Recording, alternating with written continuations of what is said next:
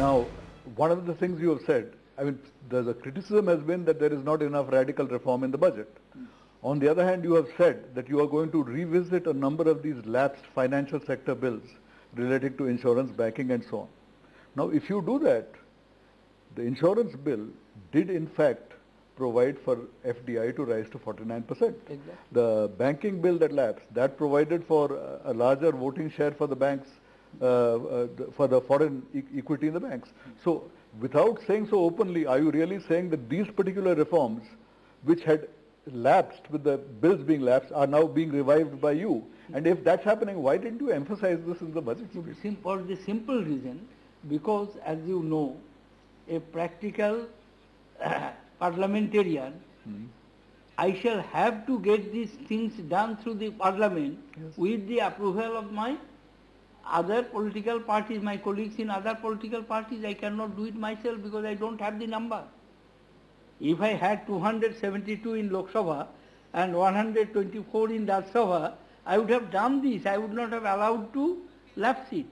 Therefore, what I have stated, and I am not merely stating it, I have started talking to the political parties that these things are to be done. These are in the larger interest, national interest, interest of the economy, and I do hope it will be possible for us to build up a consensus in many of these areas. Some of these bills were introduced by the India government. For instance, this scheme was introduced of this pension fund. Yes. It was the new pension scheme came from January 2004 when they were in office. Right. Therefore, many of these areas you will get. So why don't you just go ahead, introduce it and dare them to vote it down? You know, sometimes forming a consensus in a seminar room is very difficult. But you just go ahead and do it. People are very reluctant to shoot it down. Let us see. All right, so let us see on that. Okay, the fiscal situation, there's a remarkable improvement. The remarkable improvement, I mean, I am emphasizing not just the figure you are given for the fiscal deficit for the year. You have said that as regards the national debt as a percentage of GDP, Finance Commission had said it should be about 52.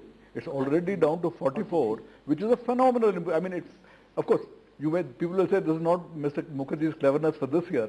It is mostly a revision of data, but it means therefore that Mr. Mukherjee has been over-criticized all these years. That for many, many years the fiscal position has actually been somewhat better than we had thought on this particular thing. But tell me this, you say that the fiscal deficit is going to fall from 5.1% this year to 4.6. But people say that if you take into account the spectrum bonanza, which is about say 1.2, then this 5.1 would really be about 6.3 without the bonanza.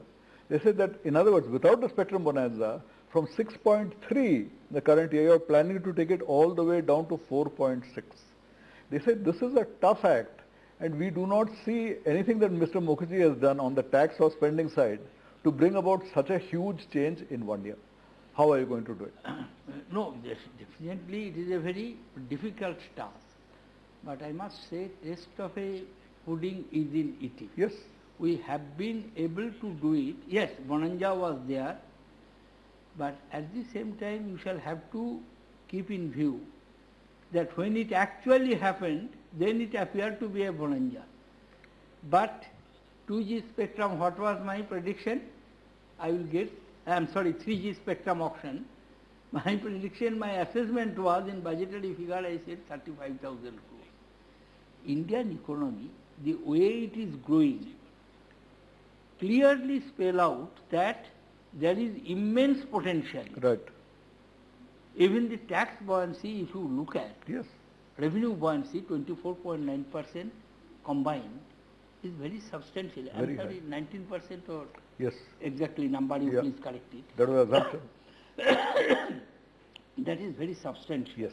Therefore, what I am hoping that, of course, the readjustment, as you have said, all these years, I have to make some readjustment, and this is the correct approach, and this is the real reforms.